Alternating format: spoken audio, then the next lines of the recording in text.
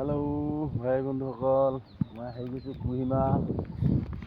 এইয়া কুহিমাৰ পৰা 10 কিলোমিটাৰ ভিতৰত সোমাই আহিছোঁ। ইয়াৰ পৰিৱেশটো দেখিছেনে নাই? এইয়া চাওক পৰিৱেশ।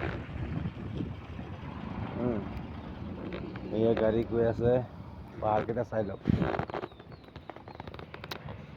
দেখিছে নাই? এইয়া চাওক কুহিমাৰ কণ্ডিশ্যন। বহুত মানুহ আছে আমাৰ আজিলৈকে কুহিমাই দেখা নাই। এইয়া চাওক কুহিমাৰ কণ্ডিশ্যন। এইটো চাব, মই দেখাই দি আছোঁ কুহিমাৰ টাউনখন। এইটো চাওক কুহিমাৰ টাউন। এইটো পাহাৰৰ ওপৰত যিটো কুহিমাৰ টাউন, এইটো কুহিমাৰ টাউন। এইফালে ৰাস্তা, এইটো চাওক গাড়ী ৰখি আছে এইখিনিত।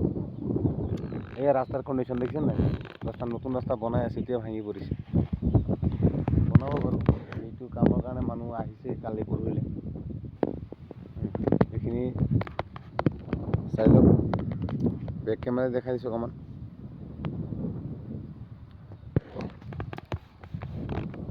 এই আছে পৰিৱেশ, যি ধুনীয়া, ঠাণ্ডা,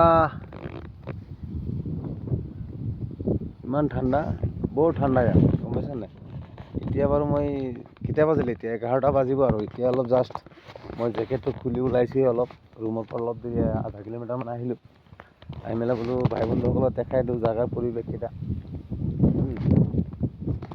মুঠতে ইয়াত কুহিমা আহিলে, যোনে আহে কুহিমা গৰমত আহিব লাগিব।